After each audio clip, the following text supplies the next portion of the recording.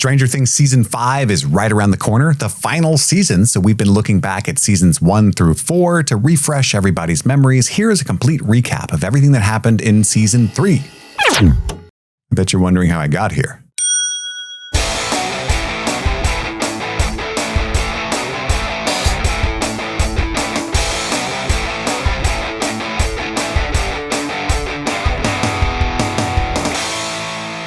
Now it's 1985, and it's all about the Starcourt Mall and the Russians. It's a big Red Dawn event. The Soviet scientists attempt to open a gate. They try to force it open, but it fails. And so Hitman, Grigory, he comes up a lot later. He kills the scientist under the orders of the head Russian guy. We also do see Dr. Alexei. He comes back later. So it's a year later in Hawkins. That's where this story starts. And there's this big Starcourt Mall that has forced much of the town out of business. Mike and Eleven have begun a romantic relationship, much to Hopper's chagrin. They're making out all the time, and he doesn't like it. So he later threatens Mike into agreeing not to see her, but that comes back in a minute. Dustin returns home from summer camp and sets up a radio tower. Basically, he built this fucking thing to contact his new girlfriend that nobody believes in, Susie. Soon after, he accidentally intercepts a Russian language transmission, and that comes up with Steve and Robin. Will, possessing a lingering connection to the Upside Down, because of course he does, because that's his only thing, privately senses that the Mind Flayer may still be alive. Rats congregate in an abandoned mill, and they explode into this organic mass of goo. And by the way, they get Billy this way. Billy's on his way to bang Karen Wheeler. Don't judge her. She didn't actually show up. He didn't know that. There was no cell phones back then. But Billy is run off the road by an unseen creature and dragged inside the mill. He seems to escape, tries to get to a phone, but then he's tormented further. Nancy and Jonathan are working as interns at the Hawkins Post. They're trying to investigate the home of Doris Driscoll. And she's got rats and shit. And Nancy's like, it might be a health issue. Little does she know, the health of the world is at stake. Eleven breaks up with Mike after he lies to her about Hopper threatening him. Joyce investigates a strange loss of magnetism among objects at her home, but she gets to go to Mr. Clark's house, and he is awesome, looking like a snack in that garage, teaching all kinds of stuff about magnetism. Steve's working at Scoops Ahoy, so he reunites with Dustin. They start trying to figure out what the Russian signal is with the help of new character and former classmate Robin. Eleven uses her powers to spy on Mike and later Billy, who senses her presence. She and Max discover that Heather has gone missing. Heather's one of the chicks at the pool.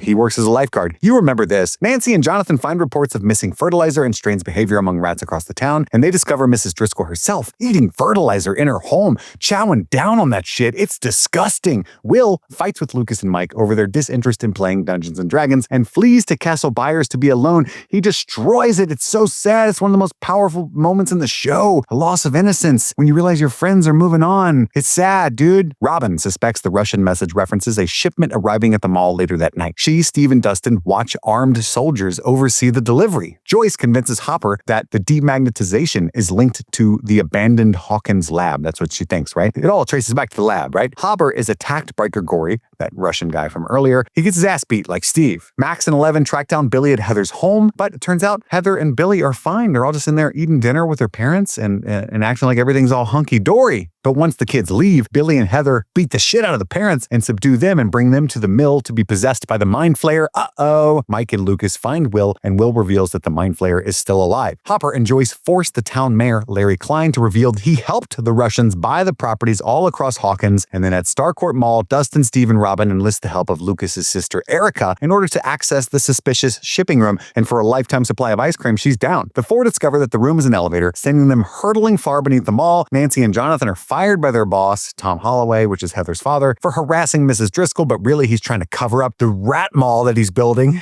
Nancy visits Mrs. Driscoll at the hospital out of suspicion and watches her become possessed by the Mind Flayer. Will reveals his connection with the Mind Flayer to Mike, Lucas, Eleven, and Max, speculating that it has possessed Billy. They devise a plan to trap Billy in the pool's sauna to confirm he is possessed. But Billy escapes and nearly kills them all until Eleven subdues him. She makes the mistake of throwing weights at him, and that's the one thing he does. He can swim, I guess, and he can lift weights. Billy returns to the mill, where dozens of townspeople have since been possessed by the Mind Flayer. Hopper and Joyce search one of the Soviet-owned properties, discovering a hidden laboratory. Grigory arrives to kill them, but this is where they get Dr. Alexei. They kidnap him. He calls him Smirnov. They barely get back to the car. Dustin, Steve, Robin, and Erica arrive in the Soviet base under the Starcourt Mall. Hiding from Russian soldiers, the group observe experimental technology forcing open a gate to the Upside Down. Hopper and Joyce take Alexei to Murray Bauman, the only Russian speaker they know, to translate Alexei's speech. Nancy, Jonathan, Will, Mike, Lucas, Eleven, and Max theorize that Billy and Driscoll are possessed or quote-unquote flayed by the Mind Flayer. The group decide to visit Driscoll at the hospital to learn more, but Nancy discovers Driscoll is missing. 11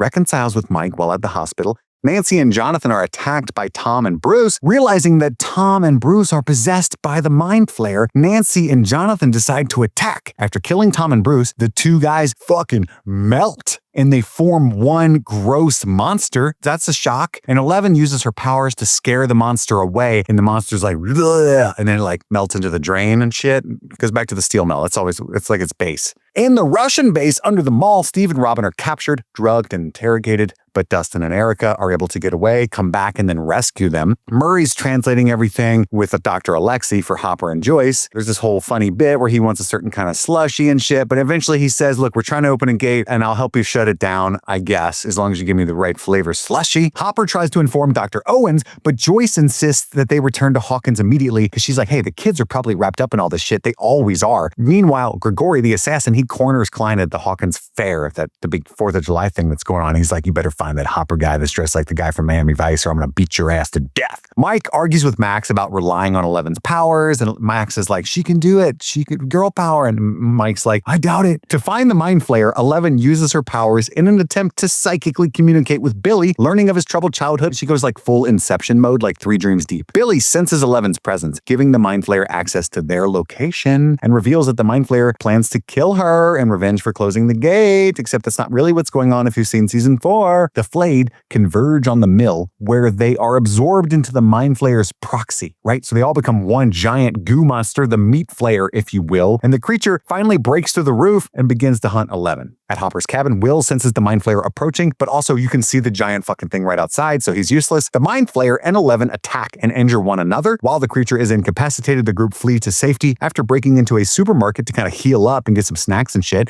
but also fireworks. Dustin and Erica hide a drugged Steve and Robin in the Starcourt movie theater. Dustin contacts 11's group over walkie-talkie to explain the situation, but runs out of battery power. 11 uses psychic projection to locate Dustin, and the group travel to the mall. Steve admits that he has feelings for Robin, but she comes out to him as a lesbian. And it's a great scene because you think Steve's going to judge her or be butthurt or something, but he sucks up his pride and just respects her and stays a good friend. Love it. Hopper's group make their way to the fairgrounds in Hawkins to find the children, where they are spotted by Klein, who alerts the Russians. Grigori fatally shoots Alexei in front of Murray. Murray, Hopper, and Joyce evade several Soviet agents and learn the agents are looking for the children at the mall. 11's group arrive at the mall in time to stop the Russians from shooting Dustin's group. She throws a fucking car at him is what she does, and then she collapses because she's like, oh, my leg still got this giant slug in it or something. She rids herself of a piece of the Mind Flayer embedded in her wound, rendering her now powerless though. Hopper's group arrives, and plans are made to take 11's group to safety. Hopper, Joyce, and Murray make their way to the machine, while Dustin and Erica navigate from Dustin's radio tower. Billy and the Mind Flayer trap 11's group at the mall. The others attack the Mind Flayer with fireworks as 11 frees Billy from its control. Billy sacrifices himself to protect 11, Mike, and Max. Hopper fights and kills Grigori, getting trapped in the process. Out of time, Joyce is forced to trigger an explosion, closing the gate, with Hopper seemingly being disintegrated in the process. Oh no! The Mind Flayer's proxy dies, like his